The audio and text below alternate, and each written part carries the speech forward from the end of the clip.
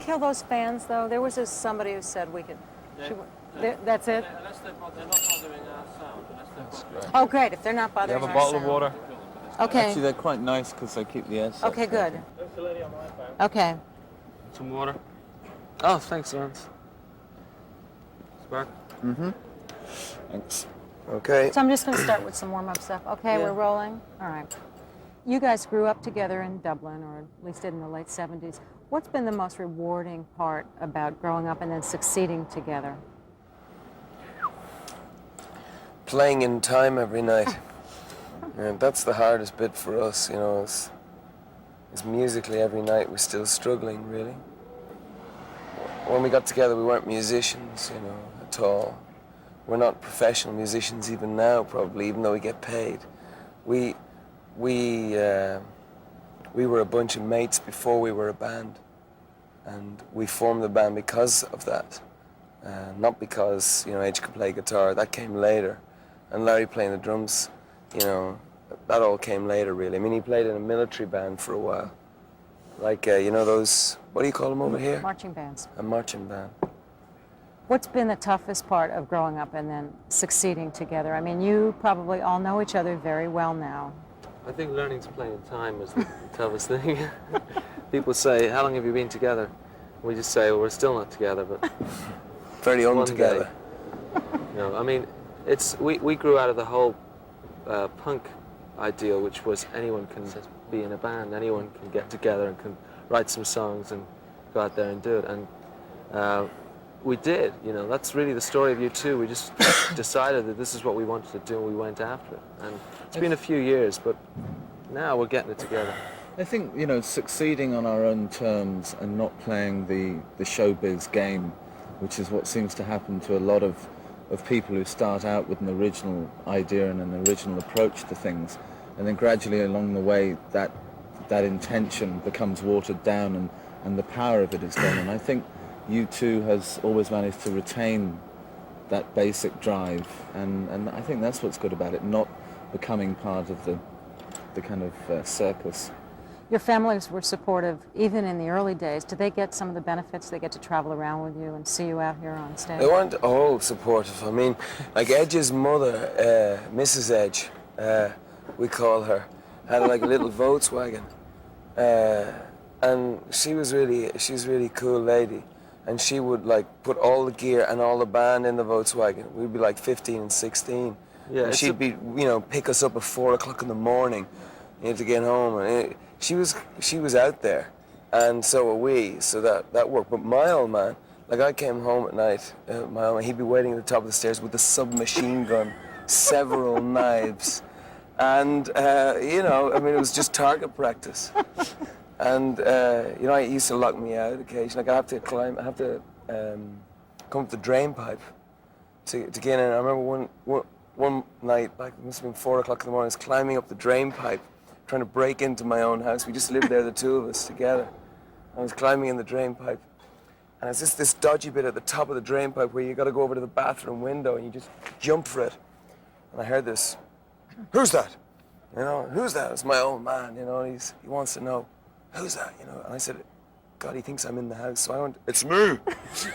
He says, "You're not in bed yet?" No, I'm just getting there. I was hanging on the drain pipe over the whole neighborhood, talking to him through his window.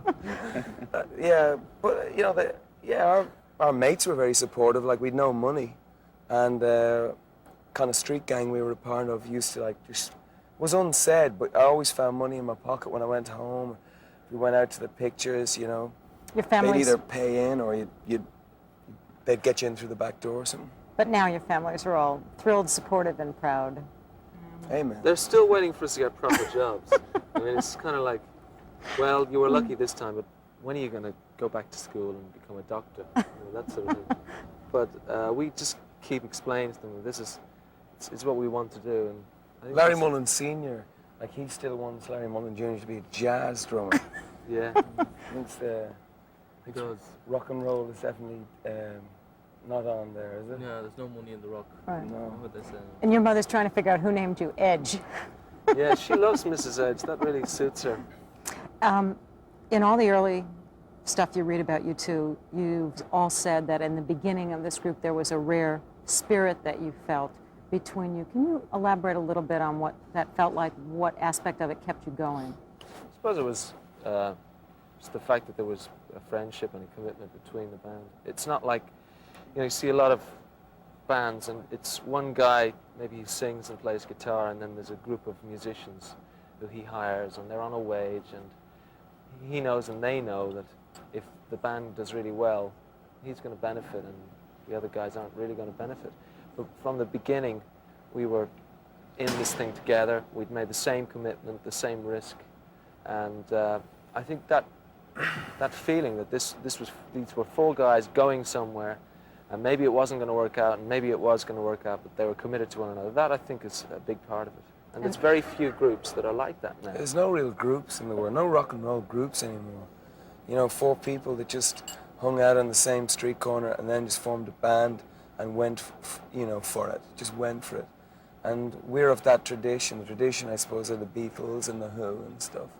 That's where we come from. We used to say we were four people going nowhere who decided to go there together, and it ended up somewhere.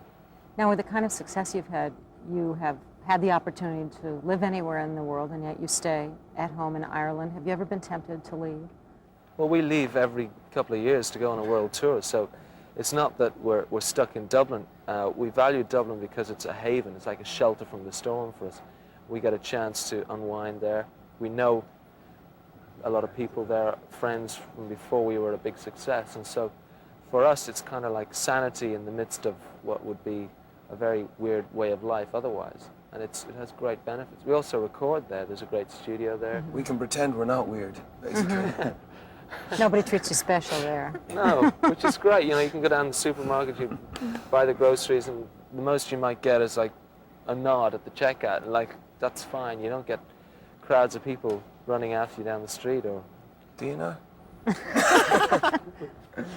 On a trip like this, on a series of shows like this, do you think it's important in any way to make your audiences aware of what's going on in Ireland politically? Do you feel that as part of your responsibility in a direct way? Well, in a funny way, we feel it strongly, because when we first came to America, we faced a real lack of information in the sort of Irish community in the States.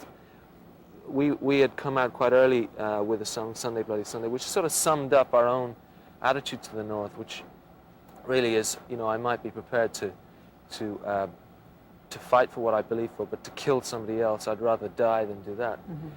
What people here seem to be tied into was a kind of romantic image of the struggle there, which really had little to do with the real facts. And it was a little hard for us at first to come and meet a lot of Irish people in the audience, some of whom were shouting pro-IRA slogans and, holding up placards with Bobby Sands stuff and all that kind of thing. I think without wanting to get on a soapbox about it, through a couple of songs and a couple of interviews, we've been able to shed a little more light on the subject. It's not really a black and white situation. The situation in Northern Ireland, or even in Ireland, it's very grey, and people will take advantage of that, and as Edge says, romanticize the struggle.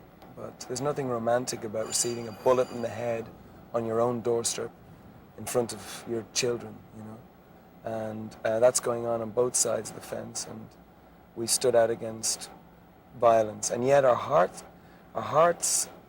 tell us that we got a small country, it's an island, we would all love to see it united, and yet we don't want to see the kind of bloodshed and kind of embitterment. Is there such a word as that, being embitterment?